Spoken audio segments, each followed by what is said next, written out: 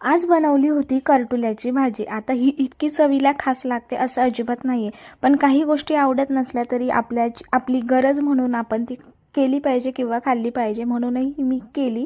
कारण की यामध्ये भरपूर अशा काही गोष्टी आहे ना, ज्या आपल्या शरीराला खूप फायदेशीर आहे. चला आता इकडे भाजी वगैरे कसं करायचं हे बऱ्याच जणांना माहिती असेल. कारल्याची भाजी करतो तशी करायची.